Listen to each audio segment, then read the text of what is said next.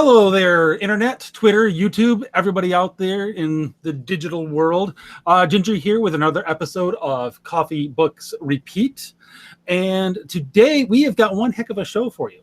I'm joined by my repeat guest, Aowen, over down there in her best Accidental Belle outfit. And of course, I have my other frequently recurring guest, Crystal, over there.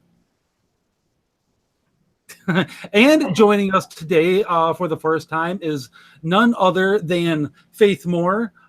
She is a regular writer for PJ Media, occasionally shows up in the Wall Street Journal, the Federalist, New York Daily News, and of course she is also known as the ultimate Disney princess defender and princess of the multiverse. So Faith, welcome to the show. Thanks so much for having me. It's a pleasure to be here. It is a great pleasure. Now, of course, with this crew, we are here to talk about women in literature. People who might have watched the last episode remember the subject kind of came up, but we were like, that's not what we're talking about today. We're going to save that for later. And so we did, and here we are. And much thanks to the encouragement of Aowen there for helping set things up with getting Faith on the show. So let's go ahead. Let's just jump right into it. This is a very contentious subject these days, not just in literature, but in film, TV, everything. It seems to be cropping up everywhere. And big thing is, how has the portrayal of women in literature changed? I don't know, since maybe, let's go back maybe to like what we all kind of think of as the golden age, maybe, of Disney, going back to like the 40s and the 50s and everything up to the present day.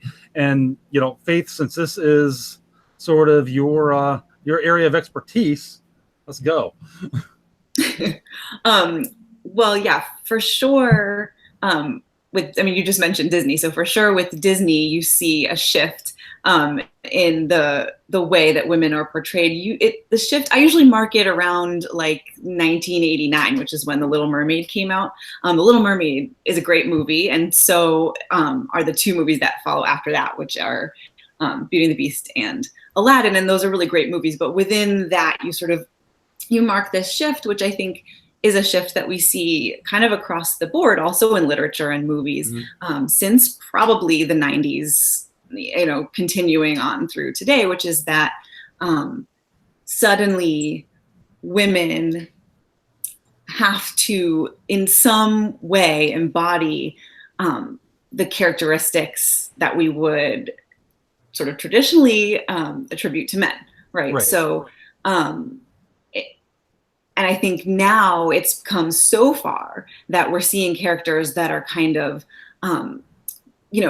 warrior women and sort of wielding weapons and donning armor and fighting in battles, and that this is that if they don't do those things, then they're somehow weak, and they're damsels in distress, right? If they don't do those things. And I think it's really a shame, because I'm sure we're going to get into this, but it really kind of negates the things that make women really powerful and brave and valuable. Oh, and I couldn't agree more, to be perfectly honest. And you see that a lot, again, not just in literature, but in TV. There's one specific episode of The Flash that comes to mind where it was Cisco and Iris. They were somewhere, and bad guy threatening, and Iris jumps in front of Cisco and was like, "Get behind me!" And like, okay, so it's not enough for the woman to be like, tough and brave and cool. No. She has to be obviously braver than the man. Yeah. She did try to jump in front first, but Iris is a really unfortunate character in that show, actually, because it's obvious that originally she was kind of supposed to be the sort of spunky kind of Lois Lane character, right? She's like a reporter, and she goes out and she follows the story and she writes the blog about the Flash, and that was kind of her way of being kind of strong and brave, was to kind of follow this story. And she had this kind of intellectual bravery, which was really cool, but they can't really do that anymore. And so she also has, there's one episode where she gets powers, right? And she's the Flash and has to save everybody. And it really kind of negates not only the bravery and spunk that she should have had to begin with, but it also negates the power of the men around her, and kind of renders them sort of impotent, because if they're not who are they protecting if not the people around them that they love? Exactly. And of course, the people that they love suddenly don't need protecting. Right. And it's funny that you make the Lois Lane comparison, because there's been a run in the comics, I'm not sure how long ago, where Lois Lane also got super powers and everything, because everybody has to now. Right. Now, Éowyn has someone who's bearing the namesake of one of the handful of female characters in the Lord of the Rings, who also happens to try to go out and be a warrior, and in fact does accomplish something that quite literally no man could. I don't know. What are your thoughts here? Yeah, the character of Éowyn is kind of slightly whiny in some of the book a little bit. And I think we talked about this previously a little bit. We talked about this previously, how we don't know that necessarily she was the only one who could do the job. Right. The lore is that no man can kill him. So does that mean Legolas could have done it, Gimli, and she had Merry's help, so she had the help of a Hobbit. Mm-hmm. But I think her character is different in that she is not portrayed as being superhuman, or she doesn't kick the guy's butt by herself. And recently there was leaked. I don't know. There were some scenes that were released where Éowyn was fighting 3 Uruk-hai in, I think it was in the Caverns of Helm's Deep, and she's fighting in close hand-to-hand combat with a sword with these pretty much superhuman trained warriors. They're born and bred for this, and she's fighting them. And I got into it with some people because this is so unrealistic, and it takes away from her character. Her character isn't a kick butt character. Her character is someone who she wants to fight to defend what she loves, because she feels that there is nothing else for her to do. She feels like she is useless. She feels that she's worthless, but she hides herself. She's not going forth and proclaiming valor. And then later on, she wants to go forth to battle, but after that point, it's not because she wants the glory or anything. It's because she wants to die. So I think that's a different character, because she's doing what she's doing kind of out of some necessity, but they don't pretend like she's any stronger or better than men because she's a woman. Hear me roar. Roar. Yeah. Yeah, exactly. Despite Miranda Otto's rather aggressive delivery of the "I am no man" line, which I think wasn't actually in the book. It was like something else, like "Behold, I am a woman" or something. Yeah, it was similar. It was similar, but not quite exactly that. But the only reason that she could have done that was because Merry was there and stabbed him with the Morgul blade and separated his soul from his body or something. I'm not quite sure, quite 100% clear on that. That's the only reason that she could do that. She couldn't do it because she was a woman or because she was special. She did it because of the prophecy and because of Merry. And it wasn't just she had very feminine characteristics in many ways, but she also shirked her duties. She went and she was supposed to, as the niece of the king, stay behind and lead the people and basically protect the people as one of the few able-bodied people with the women and children and the elderly. She shirked her duties too, so she wasn't perfect. So I think the character is much more complex than the screen time really allows her to be. Yeah, I would actually, again, completely agree with that. And then you actually brought up something interesting, the shirking of the duties. Now, Faith, you've jumped on sort of criticism of some of the more recent Disney princesses. In Brave comes to mind.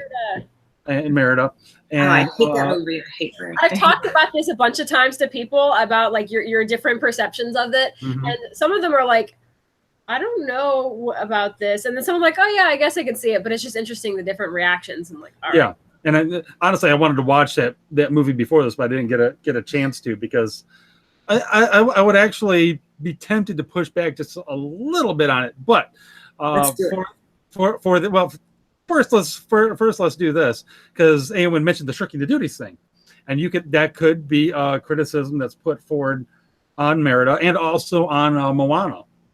Comes to mind to varying degrees, I would say. I think though Moana, sorry to jump in, I think Moana, I've only seen it once. hers was less of a shirking of a duties as I would agree. find a solution, I think, to something that people were unwilling to look at. Yeah, I would agree. I find Moana actually a lot less offensive than Brave and the character of Merida, because I agree. Her quest was, I mean, the problem that I have with Moana is that it really is a hero's quest. It's not a female journey narrative. But I think if you just kind of take it as what it is, I don't have as much of a problem with it, because it's not trying to be a female story. It just has a female protagonist. And I think, she's kind of going out and trying to save her tribe, and she does that. So I think really she's disobeying her father, and her family, but she's not really kind of just giving up something for her own gain. Yeah. So I think that's a little different. And Merida, I mean, Merida, sure, she does shirk her duties. I mean, she was supposed to, her duty was to marry so that the whole kingdom and all the clans didn't fall apart and devolve into horrible civil war, which honestly is kind of like, well, yeah, she probably should have married one of those people, even though they were terrible, because that's awful. But really, really the problem with Merida, and I think it really does kind of encapsulate or sort of sum up a lot of the problems now with female characters, is that it takes a traditional princess narrative and turns it corrupts it essentially, so that instead of doing what she's supposed to do, which is figuring out what it is that she wants, identifying the sort of stress points, the places that are holding her back, sort of cutting herself off from those things and going out and getting it, right? Even at the expense, maybe often, of her relationship with her family. Instead, she goes out and first she tries to change, instead of herself, instead of accepting that, like, okay, I have this desire to be different than the other princesses that came before me, so I'm going to do something. She decides she has to change her mother. Right? Like, how psychologically awful is that, right? So she changes her mother, she screws the whole thing up, and then she essentially embarks on the Beauty and the Beast story, except instead of a man, the beast is her mother. I mean, really, truly, right? It's a bear, it's a beast, and it's her mother, and it culminates in the exact same scene from the movie of Beauty and the Beast, where the time is running out and all the people are looking on, and she's there with the beast, and the sun goes down or the petal falls, and she says, I love you, and she says, I love you, and then suddenly everything is transformed, except it's her mom. Right? Like, mom have to protect her from Mor'du or whatever the other bear's name is. So even the protection of the innocent princess is moved over to the mom protecting her, which is not uncommon in the story, but it completely removes any man from any responsibility or sense of duty entirely. Right. Well, the whole symbolism of that transformation, which happens in Beauty and the Beast, but also sort of the transformative power of, like, True Love's kiss in Snow White or Sleeping Beauty, for example. Right. That whole, the symbolism of that is that the girl has become a woman. Right. She's embarked on this journey. She identified what it was that she needed to do to be herself. She accomplished her goal. And then the man appears to represent this idea that now she is a full-blown woman. And in the original fairy tales, it usually means that she is now, like, physically a woman and capable of bearing children. And that's why a man sort of enters the picture at that time. Right. But so for Merida, instead of a man, it's her mother. And what does she do? She goes right back home with no prospect of ever leaving home again, to be sort of coddled by mom and dad. And we're supposed to be like, yay, hooray, Merida, she's such a feminist because she throws a tantrum and gets her way. Exactly. And, like, she's such a feminist because she has a bow and arrow, which she doesn't actually use in the plot at all. Like, I don't understand why she has such That's actually really good. Well, no, she does use it in the plot when she decides to shoot for her own hand. Okay, that is true. And she also gets to say, it's just my boy, a bunch of times. Yes. All right, fair. But the rest of the plot has nothing to do with the bow. It doesn't even get burned. That's true. Her mother burns it up. Yeah. That's true. Yeah, the bow doesn't really come in play. Yeah. So this idea that like at all costs you should shun romance, you know, it's infantilizing. It means that the woman has to kind of stay home forever. She can't grow up because the man is representative of growing up, not because you have to leave your family of origin, go straight to the household of your husband. That's not the point. The point is that a complete, full, adult, fulfilled life includes a partner. And I think that's why that's part of happily ever after. At least in part. And I think that negating that basically just says, it's fine to just stay home and never grow up. That's good. Now you get right to one of the things that most annoys me with the whole feminist crowd. That was me. Sorry, I don't know how to do that well. That's right. You get right to that thing where the amount of feminists will be, I don't need any man. I don't need a man to be me or to be complete or whatever. They seem to miss the point that it goes the other way too. It's not just the man who completes the woman, it's also the woman who completes the man. This street goes both ways, y'all. Yeah. And that's something that just is never addressed. Well, I think that's actually one of women's superpowers, right? Like that idea that the woman completes the man and she helps him to kind of channel all of his masculine urges into the protection of her is that is one of the ways that a woman is strong and brave, is in loving the man enough to warrant that. And I think, you know, a lot of times my favorite fairy tale / Disney movie is Beauty and the Beast. And I think, and it gets a lot of criticism for being like, oh, you know, for the idea that it promotes this notion that a woman can change a man.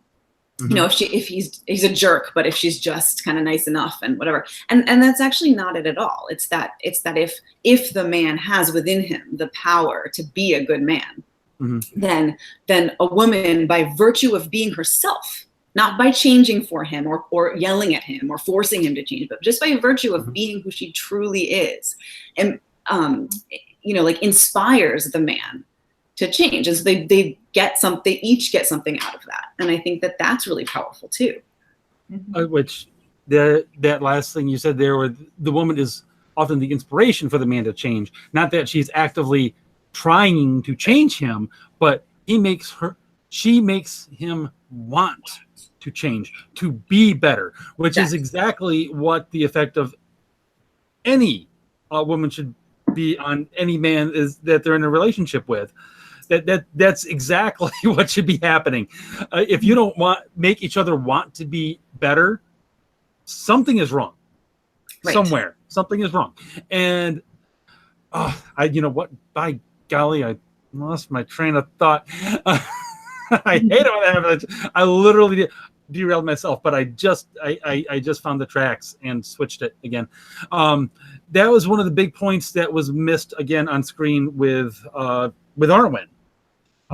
You know, while she's barely in the book at all, if you read the appendix, you understand she is the inspiration for Aragorn. She is the reason he is out there literally trying to be the Lord of all men. It's literally so he can marry her. Because Elrond was like, oh no, you ain't getting my little girl unless you are literally the boss of all the dudes on this planet. 2,000 years old. Right. Age is just a number, man. Yeah. Especially you're an elf.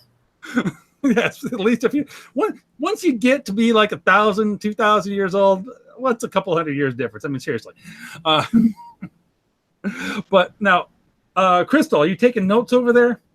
Yes, I am. Awesome. Good. And something I wanted to bring up is I'd be curious to hear y'all's thoughts on the remake they did of Sleeping Beauty, the live action one where it surrounded Maleficent and they turned the whole true love kiss on its head in that movie as well. And instead of, it's kind of similar to what they did with Brave, in that instead of it being the beast being a man, in the live action in Maleficent, it was the true love of a child and a woman who kind of saw the child as her own, if I remember correctly from throughout the movie. And I was curious what your guys' thoughts on that was, because for me, on one hand, I kind of see what they're going for, and I don't necessarily dislike what they're going for, but it just, I don't know. I guess the change from the original movie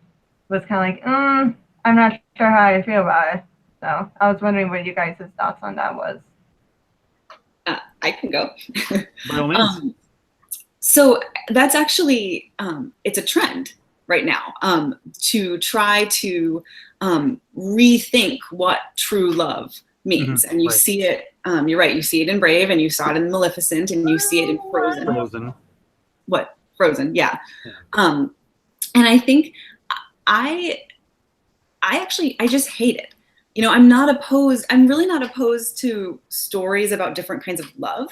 Like, you know, I think it's fine to make a movie about sisters, or to make a movie about, you know, mothers and daughters, or fathers and kids, you know, whatever kind of love is fine.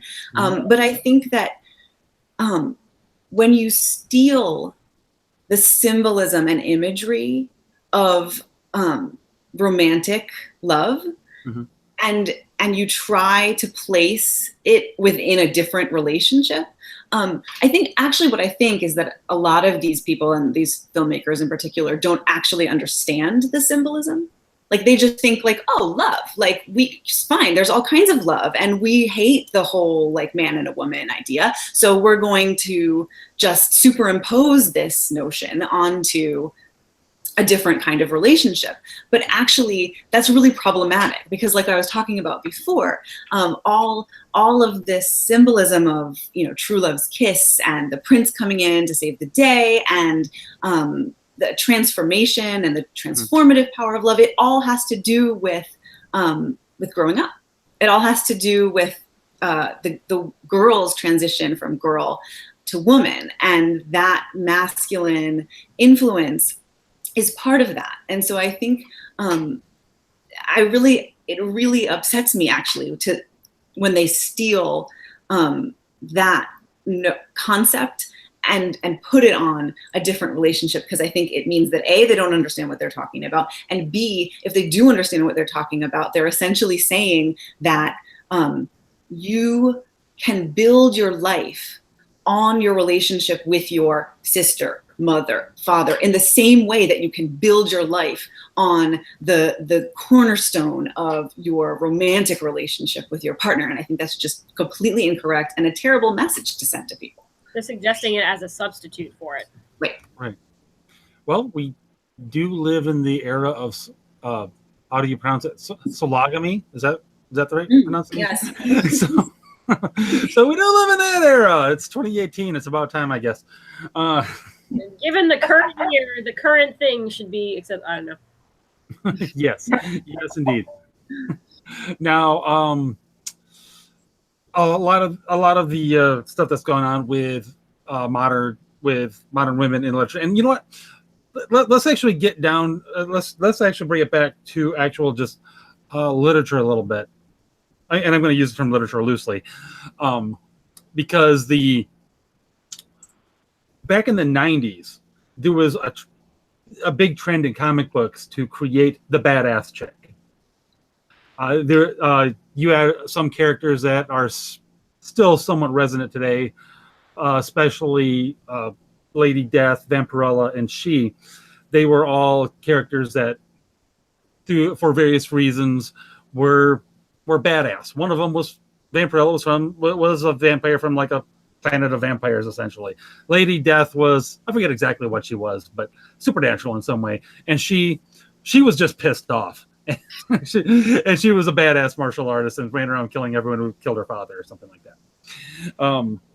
That trend got going in the 90s, but it was like a flash. It sparked, and then it kind of disappeared a little bit. And then all of a sudden, seems like in the last few years, it has just shot off like a rocket, not just in comics, but everywhere now. And maybe in part because comics have sort of taken over popular culture. But I guess, I don't know, I'd be curious, why... Nah. What are other examples of this in literature? What are some books that have been coming out recently that exhibit all of this instead of just like in film? Well, a lot of them have been adapted into film, and I think one of the reasons why for the upsurge of it, somebody made a reference today, and it was one of the various YouTubers that I watched. Some of you all may know, but made a reference to, like, we used to make movies that looked more back about our past and about like World War II and whatever, but now we tend to make movies that are more futuristic. Mm-hmm. And I think because we have that, we are able to create more women characters who are believably badass characters. Because you can give people superpowers, you can give people robot arms or whatever, and so I think that is partially the reason for it, but also because our culture is more accepting of independent women. And then the first one that comes to mind to me is Katniss in Hunger Games, the book and the movie. And so she's kind of a bit of a hardcore character, but I do think she's rather flat in a lot of ways because she doesn't seem to have a lot of very feminine qualities. Maybe it's just in the movie, I guess, Jennifer Lawrence's portrayal of her. But she's just a big one that stands out. And I think the popularity of the dystopian with the female lead also has become more common. This is true. Yeah. This is true. And you saw it with Divergent as well. There were some similar comments made about Triss and Divergent. I read the books and I can't really recall too much of it because I've actually read them. And if I remember correctly, You're breaking up, Crystal. Speaking of robot arms. Yeah, you went total robot there, Crystal. Oh, great. Yeah. But essentially, Triss is quite similar to Katniss, except in a different world, and kind of plays out differently because Triss starts off her journey more in a weaker state, I'd say, than Katniss. Triss has to more so find the bravery and whatnot to be dauntless, while Katniss, I haven't read the books, but from what I remember of the movies, it was more innate in her from the very beginning.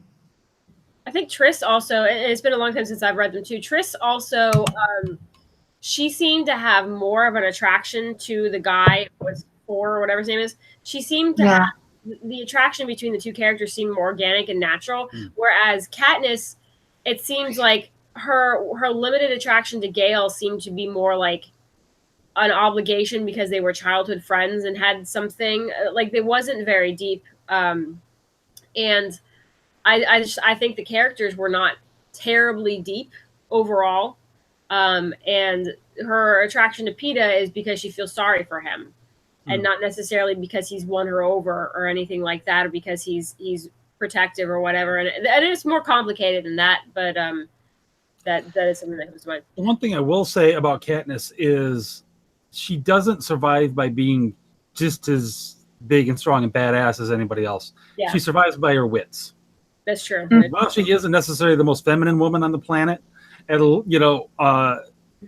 Susan Collins or Suzanne, let's say Suzanne Collins, and she she didn't go that route. She didn't go to portray her as the warrior woman. She was more the intelligent, crafty woman who, again, was able to survive not by being tougher than everybody, but by being smarter. And I think that was actually a good call. Yeah, and I think, I mean, I agree with that. And I think, you guys were saying earlier that now when you set a story in the future or in some sort of dystopian world, you can kind of create a scenario in which it is possible for a woman to believably best like a man or someone else in combat. And I think, this the Hunger Games world is kind of a world where everyone's kind of fighting tooth and nail, and also Katniss's abilities are a little bit more feminine in that she shoots a bow and arrow. She's not Right. like hacking people to bits with like a machete or something, So I think that that's true. I mean, that being said, I think that her character, I don't know, her character is a little tricky because she's obviously so traumatized and broken, especially as it goes forward, that the fact that she's kind of one-dimensional, it could be just because there's not a whole lot going on for her. She's kind of like blank inside. I think she's a little bit more deep in the book though, because I mean, Jennifer Lawrence is okay, but I don't think that her characters all seem very similar to me. So I think in the book they do a better job of her showing of Katniss relying on her wits and her own particular brand of ingenuity. But it is really interesting that it's so important now to writers and filmmakers that the woman be this, badass woman, that they create these scenarios where like it's possible. Or like, why should we even have to do that? What is it about being able to fight and use a sword or kill people that is so exciting and interesting and empowering to people? Because from my perspective, I think it totally negates a woman's real strengths, because there isn't actually any way, aside from robot arms and things like that, there isn't really any way that a man and a woman pitted against each other in mortal combat, that the woman will emerge victorious. And so if the woman has to be constantly, if we have to view her constantly against the man, like she's gonna come up short every time. And so if that's the measure of bravery and strength, then men win. Yeah.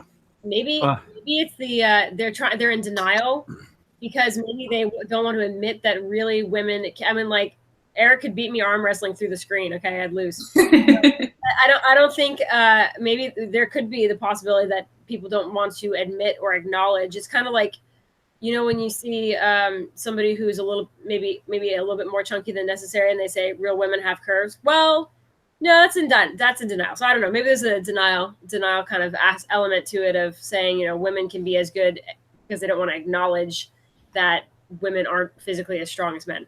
Well, yeah, they're absolutely, they do not want to acknowledge that there's any gender differences at all. I think the basic premise of modern feminism is that men and women are exactly the same. And since that's a lie, like everything that comes out of that is also untrue.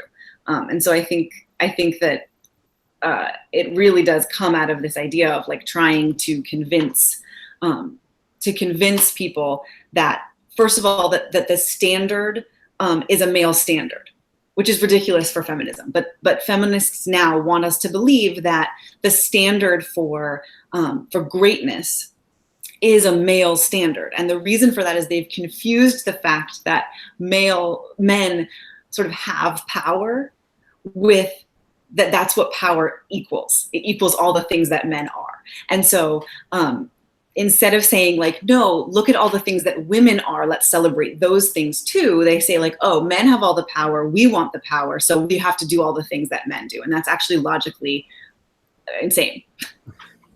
Yeah, go ahead, Crystal. I would like to play devil's advocate here for a second. I would argue that maybe I'm wondering what you guys would think with saying with having it portrayed as it is a possibility, but instead of it because what I've noticed is oftentimes when they show a woman easily being a man in battle, it seems to be quite effortless. What I'm wondering is, what if instead of them showing that, it was more of they showed strategy to build up the strength it would take to defeat the man in battle, because that's again going back to Divergence in the movie and the books, is kind of reminding me of Triss from the very beginning, she's the weakest. She can't hold her own at all. But they show it takes a lot of practice and effort for her to get to a place where she can handle herself in a fight, where it's a every man for themselves fight. But my question would be, why is that so important? Like, why do we have to build the story around the idea that she has to now become this powerful warrior? I think for her, it's a little bit like Neville Longbottom getting sorted into Gryffindor, because she gets put in this dauntless, which I don't think she ever imagined herself being put into it. And so I think that's more not just for the story, but because of the particular house that she's sorted into, maybe. And these are all kids, so I find that a little bit more believable. Most of them are like kids or teenagers, even though, you know, teenage girl the same age as a teenage guy, there's still no contest. But a skilled teenage girl would have more luck beating an unskilled teenage guy. So part of it, I think maybe it's a bit of the going outside of your mold. It's been a long time. I need to reread those. Those were so much better than the movies. So, yeah, I mean, I actually haven't read those. I think I've read the other. What's the other series? The movies were good. Hunger Games and Divergent are the two. But what's the other series that the woman that wrote Divergent? She wrote another series, right? Oh, did she really? I didn't even know that. Maybe not. Anyway. I'll Google it. Okay. Now I'm going to be like revealing myself as having no idea what I'm talking about. But no, I guess my question is, why it isn't with the inconsistency within the plot. My issue is, why is that the plot at all?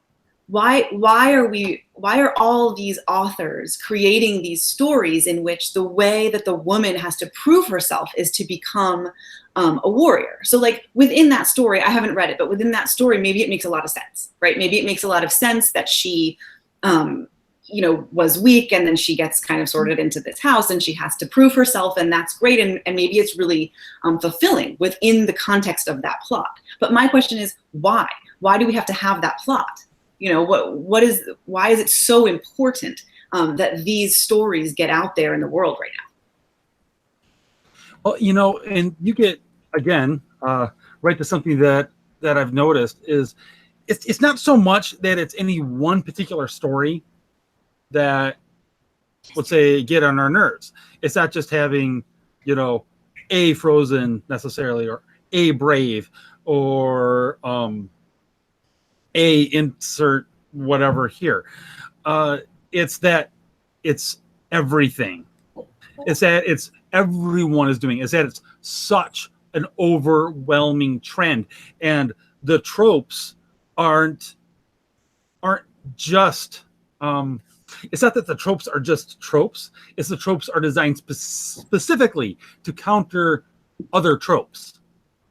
That is the issue. It's not even 100% an organic story.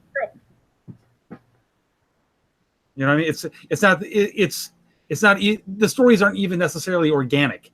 They're designed to be counter other stories. Oh, I had a thought about this earlier too. So, one of the things I briefly was watching just trying to listen to some different thoughts on women in fiction, and one of the thoughts that somebody had was that there's a category called chick lit, and she's like, well, why isn't there a category called bro lit? Why do we have to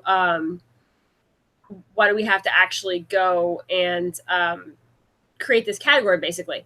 And my thought on that was that because the stories in chick lit are either specifically directed toward women, or more importantly, they are designed to fulfill some sort of a purpose or agenda and are not written purely for the story. So it's not like your plot came to mind and you thought, oh, this is a great idea, I want this to be included in here, this has a positive message. The idea was, I want to include this message. So it's like it's written from, like, to me, like back to front, instead of the plot being the first and foremost.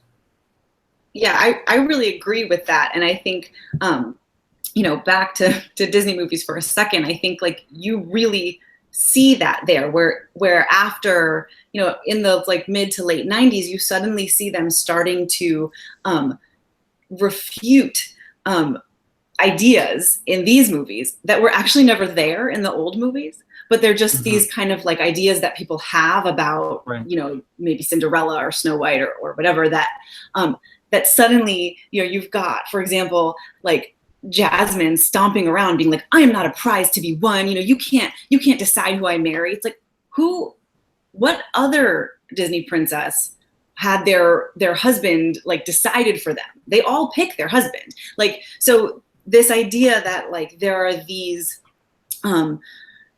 horribly oppressive narratives that need to be kind of shot down. I think really, I agree with you. I think it's one of the reasons why these stories are coming out right now, and it does really take away from the plot to have it be really a sort of piece of propaganda instead of an actual narrative.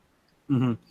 I think another movie that illustrates this well is probably the Monsters versus Aliens. It's animated movie, a few years old now, starring Reese Witherspoon in the title role. She's about to get married or something, and the fiance is a total twit. And she gets hit by, what is it? What's that? Naturally, because he's a man, right? Oh, duh. And I hate she like gets hit by like an alien rock or something. It becomes a giant. She literally becomes bigger and stronger than everybody else. But you still have that tiny little military man trying to control her.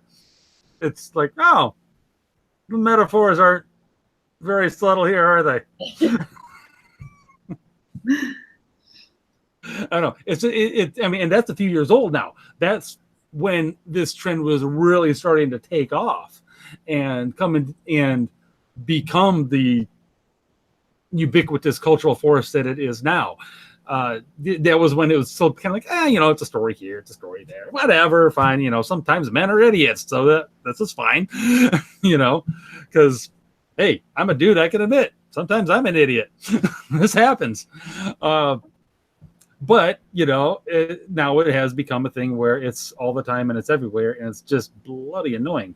Makes me angry where we're always like, and I think we allow ourselves to fall into the trap because sometimes there's an article somewhere about like, so that it's called So Then Let Me Be Evil. It's kind of the trope of, you know, okay, well, you think I'm an idiot, so I'm going to be an idiot, basically.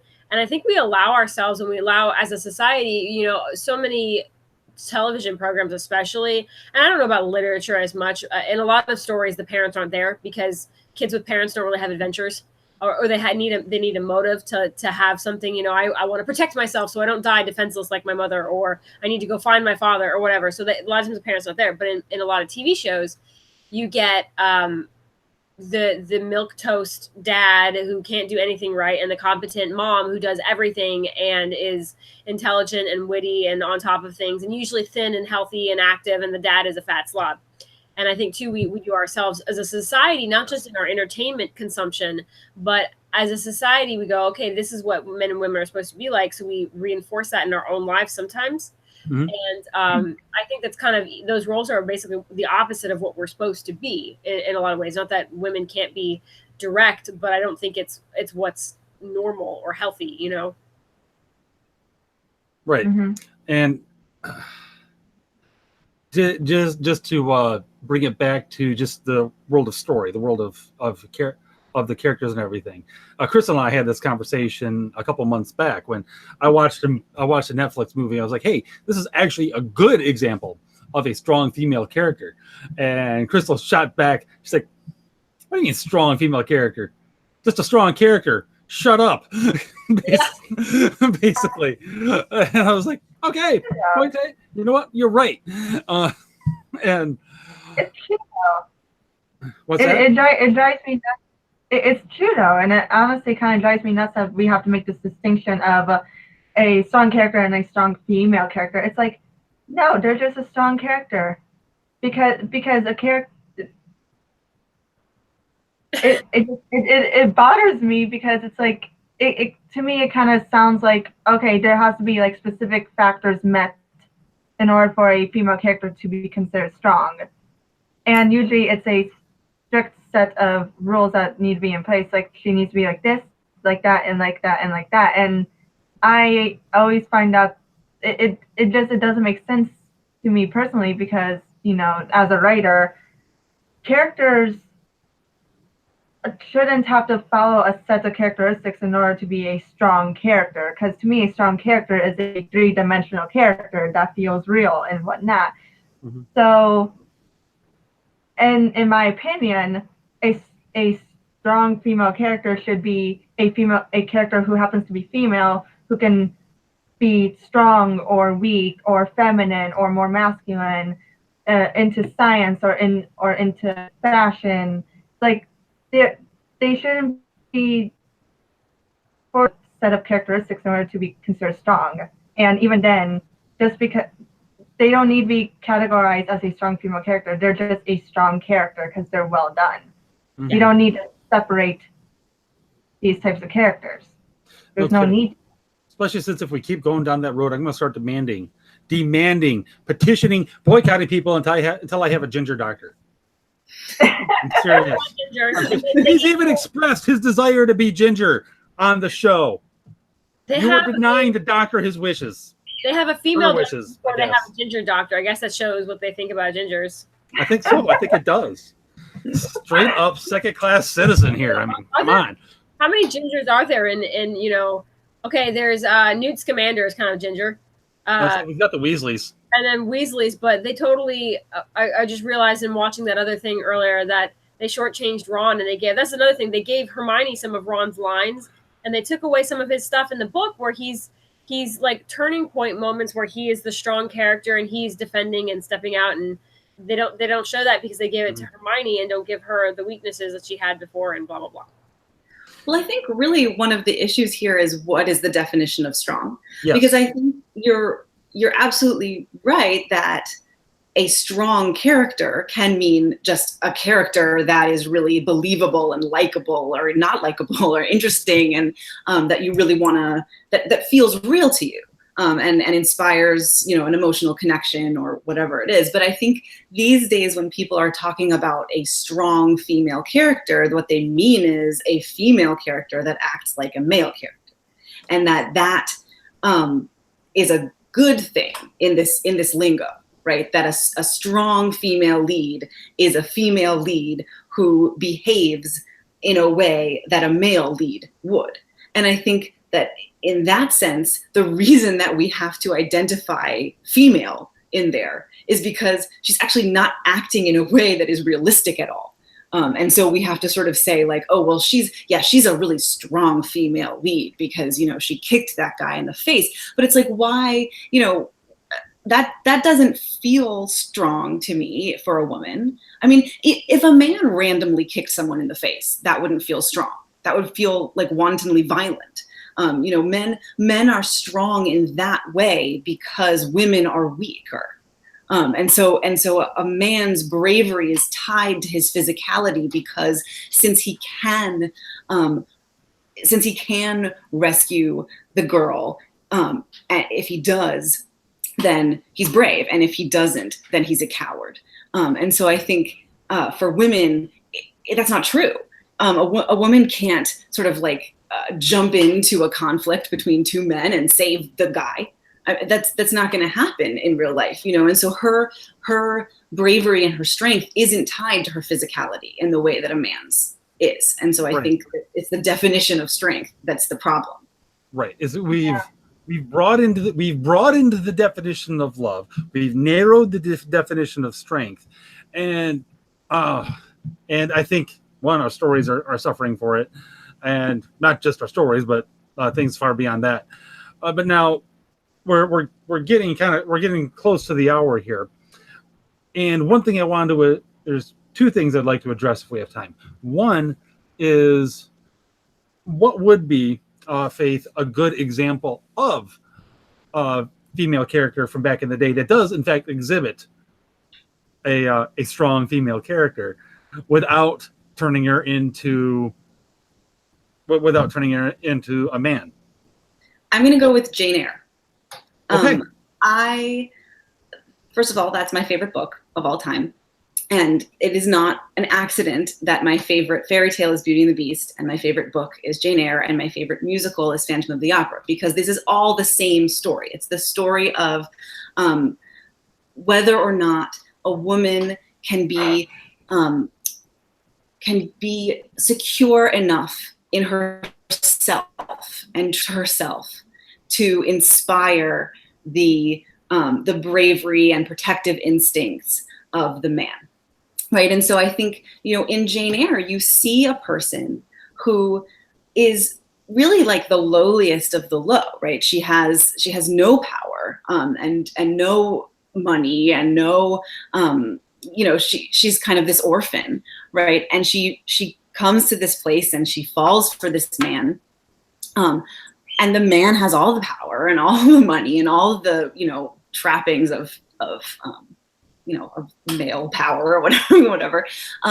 And when she discovers that he is actually behaving really badly, like from a moral perspective, she does the strongest thing she can, which, sorry, this is a spoiler, but the book was written like 100 years ago. So,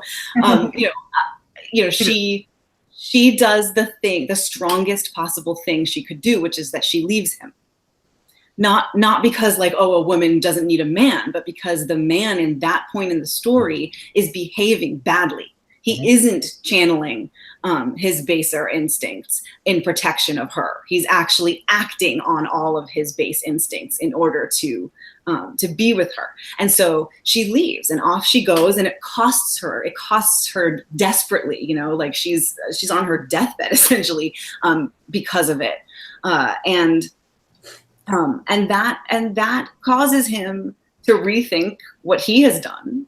And there's a reconciliation at the end. And so it's a happy ending and she gets to be with the man. And I think that also is why she's a strong female character, is because she doesn't just say like, you wronged me, this was terrible, goodbye, I don't need any men, see ya.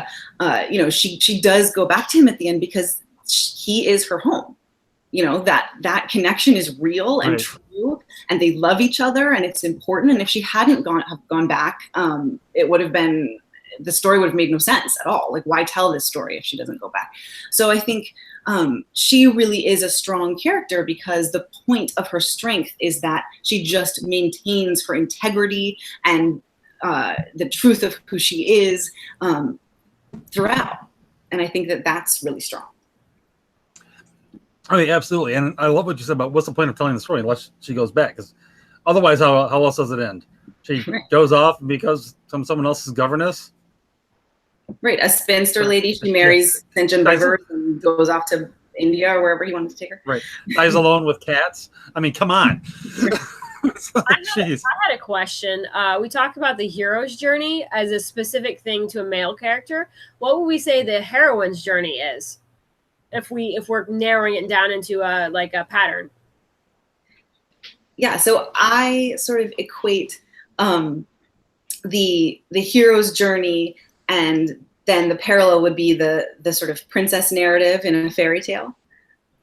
So if the hero is kind of trying to go out into the world and separate from the father and become the kind of brave hero that he needs to be, the woman is trying to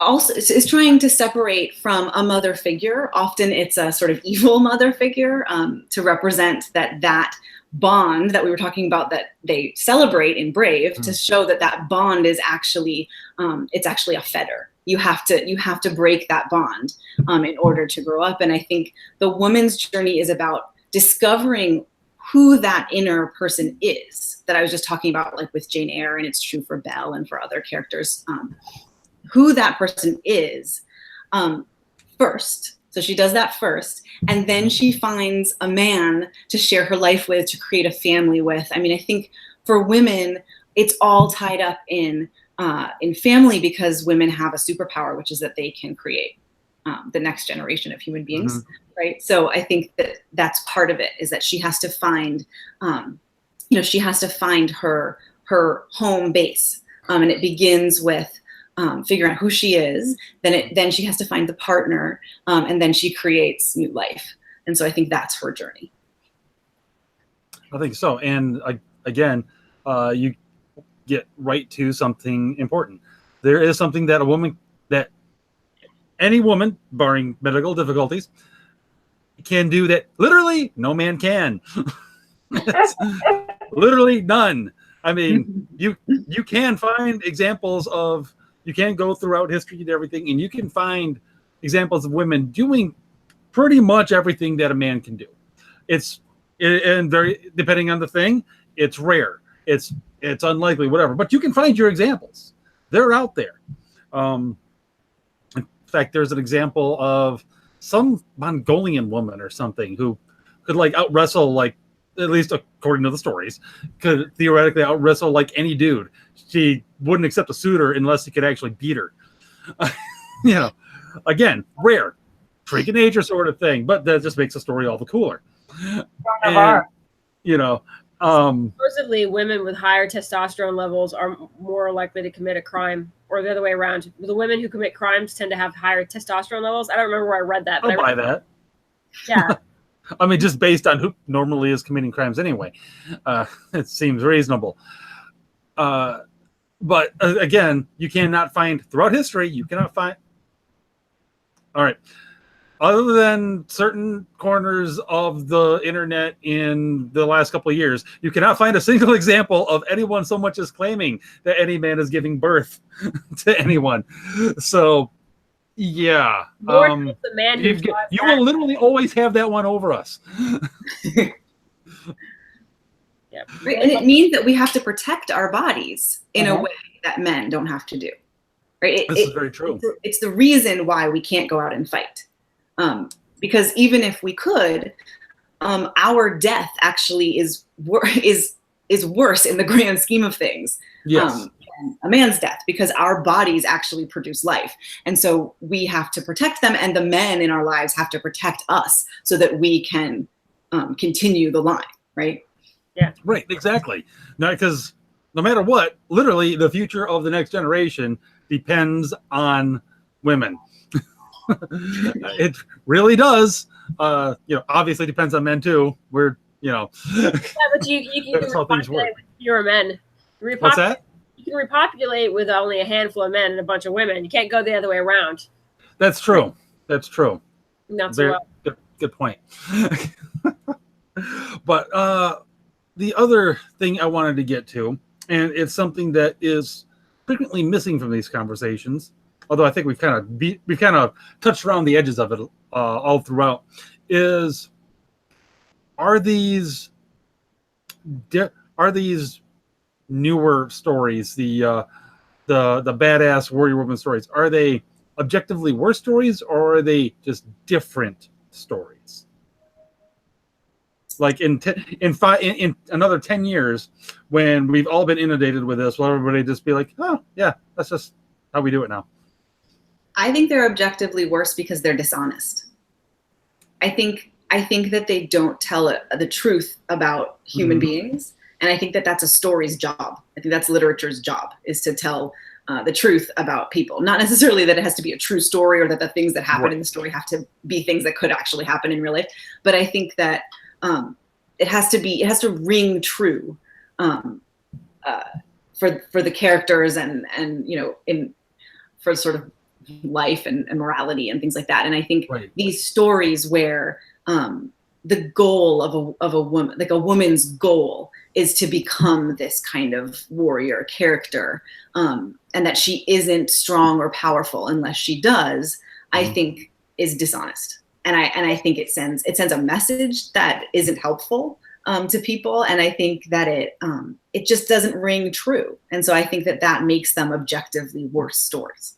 So she's somehow less or incomplete unless she does that. I mean, you can see that in a lot of cultural things too, like where if like in middle school, I didn't have a boyfriend, and so like that was treated as like, oh, you're incomplete unless you do this thing that everybody says you should do.